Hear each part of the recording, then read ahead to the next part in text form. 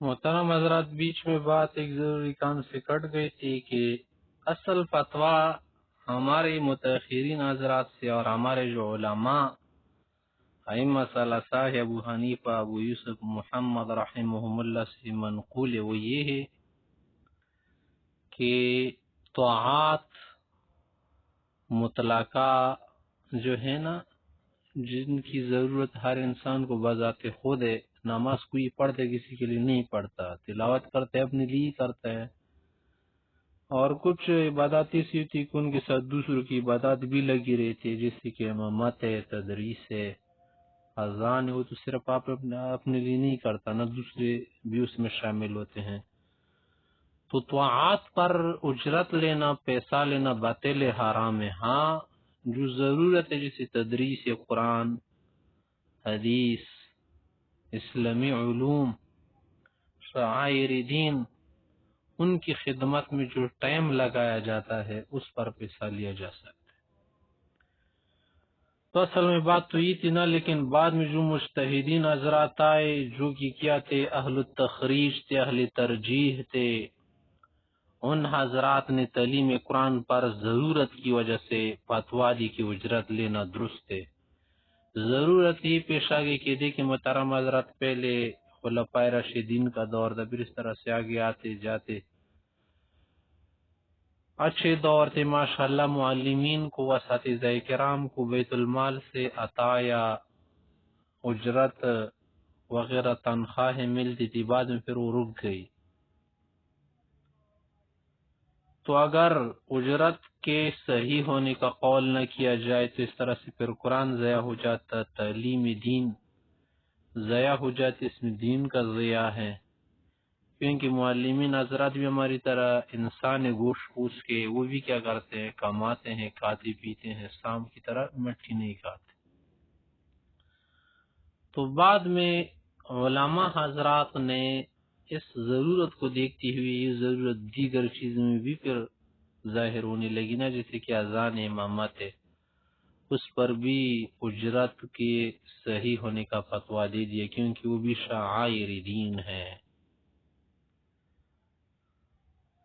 تو یہ وہی بات ہے کہ جس پر متاخرین حضرات نے فتویٰ دیا تھا، وہ جانتے تھے کہ اگر امام ابو حنیفہ رحمۃ اللہ علیہ اور ان کے اصحاب کے دور میں ایسا ہوتا تو وہ بھی یہی فتویٰ دیتے جو ہم نے دے دیا، اور اپنی پہلی بات سے ضرور رجوع کر لیتے۔ اور متون، شروح، فتاویٰ کا اس پر اتفاق ہے کہ مطلق طور پر طاعات پر جو ہے اجرت لینا درست نہیں ہے۔ ہاں، وہ چیز جو ہم نے ذکر کی اس میں ضرورت ہے، اور عام عبادات میں یا تلاوت میں یہ ضرورت نہیں ہے۔ اور علت جو ہے اوپر بیان ہو گئی محترم حضرات۔ تو متاخرین کا یہ مذہب ہر جگہ مطلقاً بیان کرنا کہ تلاوت مجردہ پر بھی اجرت لینا درست ہے، ضرورت نہیں، کیونکہ اس میں تو ضرورت نہیں۔ اگر پورا زمانہ بھی گزر جائے، کوئی کسی کو اجرت پہ نہ لے تلاوت کے لیے، تو اس میں کوئی ضرر نہیں آتا، بلکہ ضرر تو اس میں ہے کہ اجرت لوگوں کو دی جائے عام تلاوت پر اور عام عبادت پر، کیونکہ اس طرح سے پھر قرآن جو ہے کمانے کا ذریعہ بن جائے گا، اور کوئی جو اللہ کے لیے نہیں پڑھے گا، یہی تو ریائی محض ہے، جس میں عمل غیر اللہ کے لیے ہو جاتا ہے، ثواب کہاں سے آ جائے گا؟ اگر اس کو پتہ چلے کہ قرآن خوانی میں مجھے کوئی ثواب نہیں مل رہا ہے، میرے میت کو، اور میرا جو وفات شدہ آدمی ہے، تو کہاں سے پیسہ دے گا؟ نہیں دے گا، اس کو تو پتہ ہی نہیں ہوتا۔ وہ قرآن خوانی میں کیا کر دیتے ہیں، پڑھنے والوں کو پیسہ دیتے ہیں اور پڑھنے والے لیتے ہیں، درست نہیں ہے۔ اور امام قاضی خان صاحب فرماتے ہیں کہ اس طرح سے ذکر کے بدلے میں پیسہ لینا، اس سے ثواب نہیں ملتا اس کو، ٹھیک ہے۔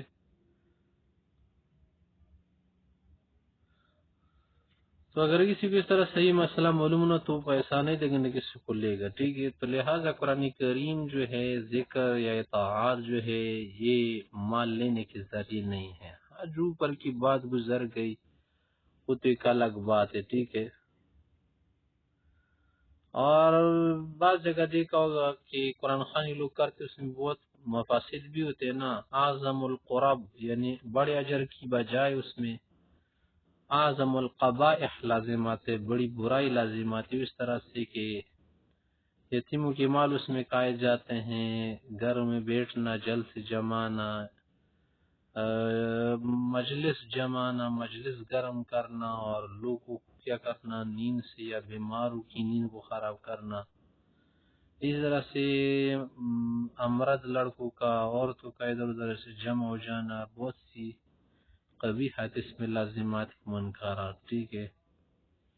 اور یہ بات جو ہے میں نے بسط و تفصیل کے ساتھ جو ہے علی مذہب سے اپنے رسالے میں ذکر کی ہے، اس کا نام ہے شفاء العلیل و بل الغلیل فی بطلان الوصیت بالختمات والتحلیل۔ ختمات ختم کو کہتے جو مختلف ختم لوگ کرتے، ختم خواجگان، مثلا ختم قرآن، فلاں فلاں ختم، اس طرح سے تحلیل وغیرہ پڑھنا، اس پر علماء اہل اثر کی تقریزات بھی ہے۔ اس میں سب سے بڑے مفتی خاتمۃ الفقہا مصر کی مفتی قاہرہ کے سید احمد تحتوی، جو کہ کیا ہے ایک بہترین حاشی کے صاحب در مختار، ٹھیک ہے۔ تو محترم حضرات، ایک تو یہ مسئلہ ہو گیا، اس میں غلطی ہو گئی تھی علماء سے، فقہا سے۔ ایک اور مسئلہ بھی ہے جو کہ بہت غلط طور پر مشہور تھا، وہ کیا ہے کہ اگر کوئی کیا کرے رسول اللہ صلی اللہ علیہ وسلم کو گالی دے، اس کی شان میں گستاخی کر لے،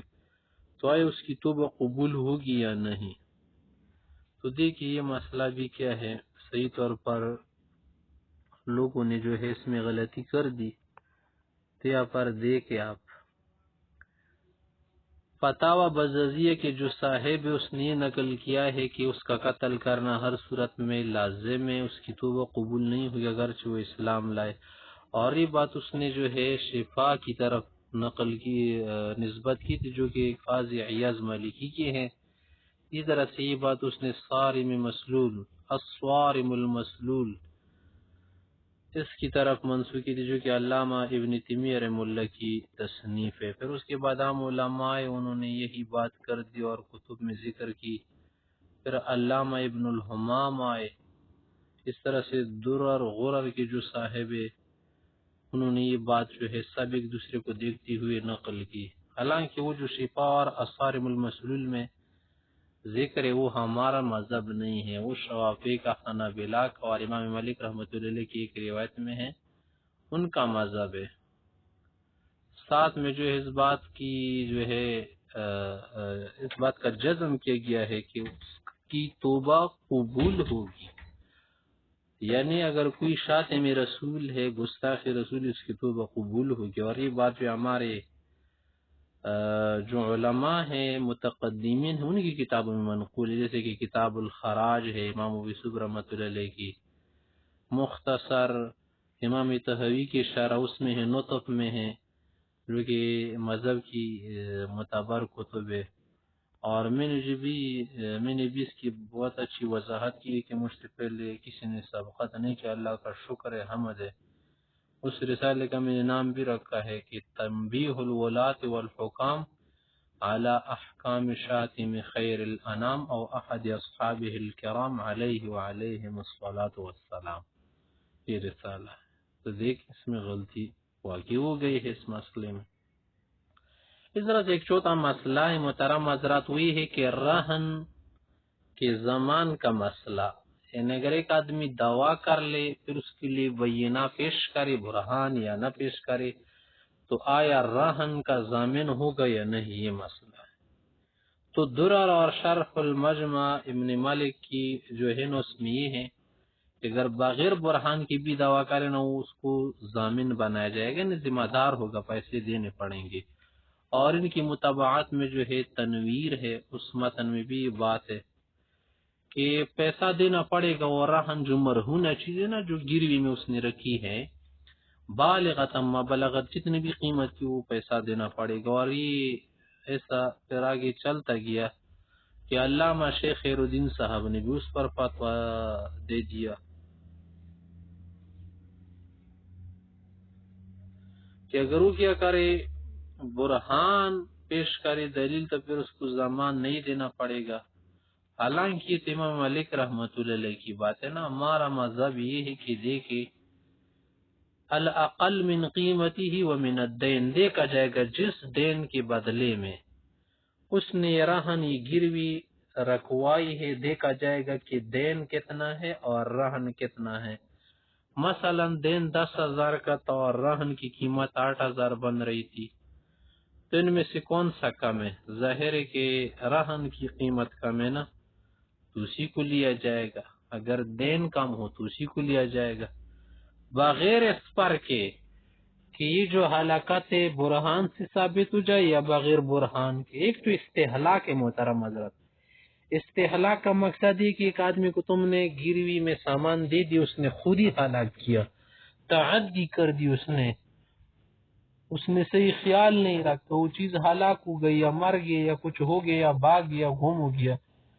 تو اس کا ذمہ دار ہوگا، پھر تو اس کو دینا ہی پڑے گا. ٹھیک ہے. ایک ہی ہلاکت خود ہلاک ہو جانا، اگر وہ چیز ہلاک ہو گئی، کچھ ہو گیا، قدرتی باتیں بھی پیش آتی ہیں نا، اور اس نے پھر بینے سے ثابت کیا یا نہیں کیا، مثلا اس کے پاس بینہ تھا ہی نہیں، مر گیا، کیا میں اس کے لیے تھوڑی کڑا تھا یا کیمرے لگائے تھے. ٹھیک ہے نا، اس طرح کی باتیں پیش آتی ہیں. تو اس صورت میں مسئلہ پیش آتا ہے کیا ہے، اس کو زمان دینا پڑے گا یا نہیں، یہ بات ہے. تو دیکھیے آپ پر کہہ رہے کہ اس کو زمان دینا پڑے گا. ٹھیک ہے، کہ اگر وہ برہان کے ساتھ ہونا تو اس کو زمین نہیں کرا دیجیے گا. مالک سے کا مذہب، ہمارا مذہب ہے کہ اس کو زمان دینا پڑے گا. صحیح ہے، عقل کا جو ان میں سے کم ہو. جیسے کہ شرم بلیلیہ میں بھی یہ بات واضح کی ہے حقائق سے. یا پاری سیغہ کما اوضح بھی آپ پڑھ سکتے، کما اوضح بھی آپ پڑھ سکتے ہیں. ٹھیک ہے، کیونکہ اس میں دونوں کے احتمال ہے حقائق سے. اور میں نے جو ہے اپنا جو حاشیہ ہے نا رد المحتار علی الدر المختار، اس میں بھی میں نے تنبیہ کی ہے اور ساتھ میں بیان کیا ہے کہ جو ہمارا مذہب ہے. ٹھیک ہے، تو اس کے بہت سی نظیریں ہیں. ٹھیک ہے، جس میں صاحب بحر نہر میں در مختار جو ہے متفق ہے، جو کہ ایک سہوا ہے. ٹھیک ہے، اور یہ سہوا یہ غلطی کہاں سے ہو گئی محترم حضرت؟ نقل کرنے کی وجہ سے یا سبقت نظر کی وجہ سے.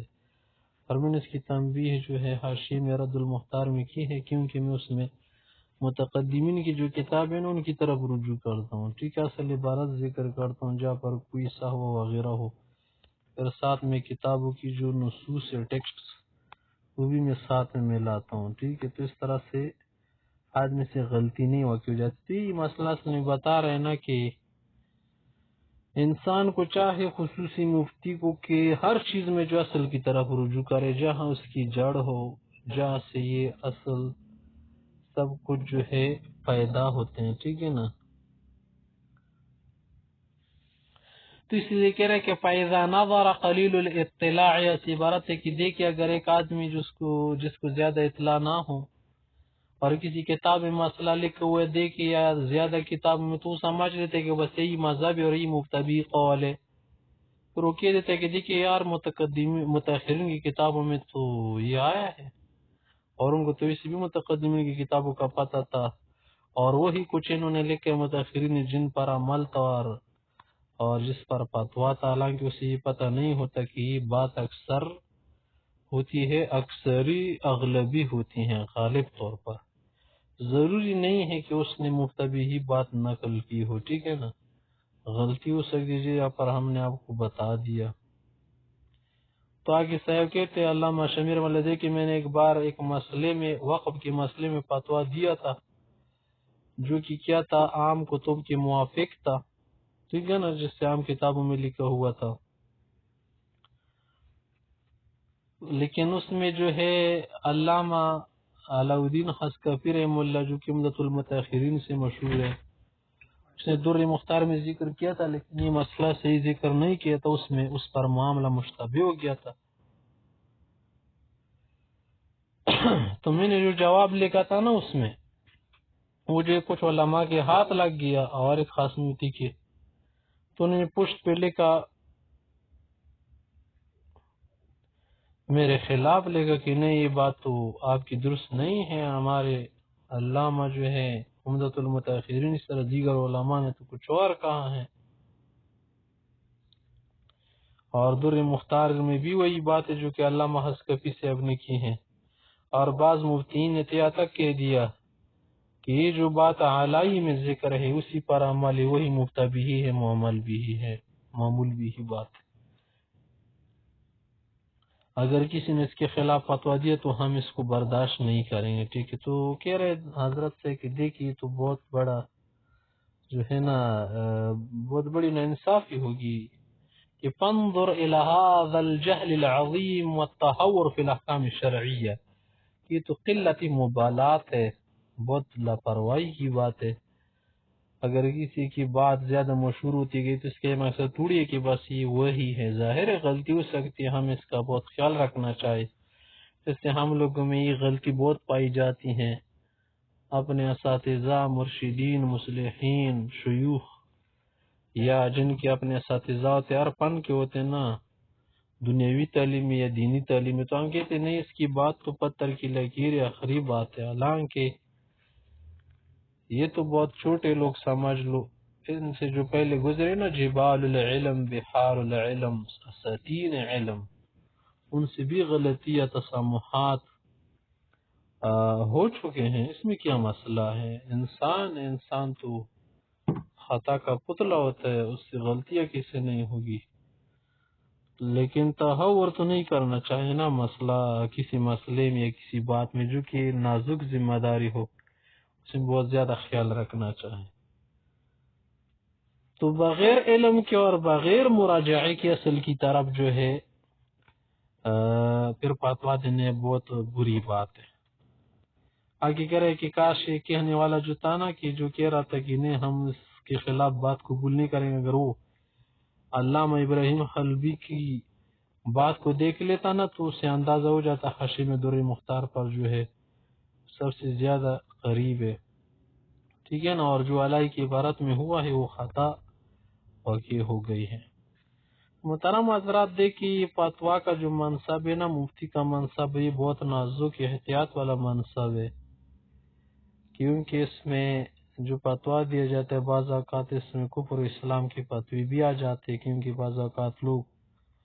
کچھ ایسی باتیں کر لیتے خود اور آدمی پریشان ہو جاتے کہ اب اس کے متعلق کیا کہا جائے۔ ظاہر ہے وہی کہا جائے گا نا جو ہمیں عدل اربعہ سے مل جائے، اپنی طرف سے آدمی کچھ نہیں کہہ سکتے، اپنے جذبات کو اپنے بڑاس نکالنے کے لیے، اپنے عناد، ظلم، حسد کی وجہ سے یا کسی سے طبیعت نہ لگنے کی وجہ سے کچھ نہیں کہہ سکتے، صرف دلیل سے کہنا پڑے گا کہ ذاتی طور پر کسی سے کچھ دل میں رکھنا وہ الگ بات ہے، وہ انسان کی اپنی ذاتی باتیں ہیں، جو دینی باتیں ہیں ان میں صرف دین کی بات جو ہے کی جائے گی۔ اور جو دشمنان اسلام ہیں انہوں نے تو اسلام میں آج تک غلطی نہ نکال سکی، کتنی کوششیں کی، عقلی گھوڑے دوڑائے، ادھر ادھر کے دروغ کی باتیں کی، پروپیگنڈی کی، منگڑت باتیں نقل کی، دین میں بہت سی باتیں گسیڑنے کی کوشش کی لیکن کامیاب نہیں ہوئی، کیونکہ قرآن و حدیث شفاف دین ہے، خالص دین ہے، لیلھا کا نہارھا۔ اس طرح رسول اللہ صلی اللہ علیہ وسلم کی شخصیت میں ان کو کوئی عیب نظر نہیں آیا۔ ہاں انہوں نے کیا کر دیا، ایک بات سے جو ہے نا اسلام سے اور دین سے لوگوں کو متنفر کرنے میں کامیاب ہو گئے، وہ اس طرح سے کہ جو دشمنان اسلام ہے نا وہ علماء میں جو ہے عیوب نکالتے ہیں، مفتیوں میں، اہل دین میں، اہل علم میں، صاحبان علم میں، تو اس طرح سے ظاہر لوگوں کو پھر ان سے جو ہے دلی ناگواری شروع ہو جاتی ہیں، کیونکہ اللہ و رسول سے تو کسی کو بھی الحمدللہ نفرت نہیں ہے، نہ کسی مسلمان کو، چاہے وہ کتنا ہی فاسقی کیوں نہ ہو، کیونکہ ان کی باتیں تو صاف شفاف ہے۔ ہاں جو قرآن و حدیث کے پڑھنے والے ہیں، صاحبان ہیں، حملۃ القرآن ہیں، اور علوم حدیث کی کیا ہے فدایان ہیں، ان لوگوں میں جو غلطی ہے جب کسی کو مل جائے نا تو پھر وہ کیا ہو جاتے ہیں، متنفر ہو جاتے ہیں، اور خاص کر جذباتی طور پر مسائل میں کیا کرنا، باتیں کرنا یا کیا کرنا، اس میں احتیاط نہ برتنا، قلت مبالات کرنا، اس سے پھر لوگ جو ہے کیا ہو جاتے، دور ہو جاتے ہیں۔ تو اس لیے ہم میں سے ہر شخص کو چاہیے کہ کوئی بھی بات کرے یا کسی کے خلاف بات کرے وہ بہت احتیاط سے کرے۔ اقوال زرین یا ادھر ادھر کی بات یا کسی شیخ کی بات یا کسی خاص فرد کی باتیں وہ جو ہے اثر نہیں کرتی۔ فتویٰ تو بہت مضبوط چیز ہوتی ہیں۔ فتویٰ تو جو ہے نا لکھ کے دیا جاتا ہے، اس پر جو ہے توقیع ہوتی ہیں، دستخط اور ساتھ ساتھ میں مہر، اور پھر جو لکھا جاتا ہے نا یہ سب کچھ ہوتا ہے۔ اس کے بعد اگر اس میں غلطی ہو جائے ظاہر ہے یا کوئی جو ہے لاپرواہی کی جائے تو پھر تو اس سے اچھا نتیجہ نہیں نکلے گا نا۔ اس لیے جو ہے اصل کتابوں کی طرف رجوع کر کے صحیح بات کو معلوم کرنا، درست نتیجہ اخذ کرنا لازمی ہوتا ہے۔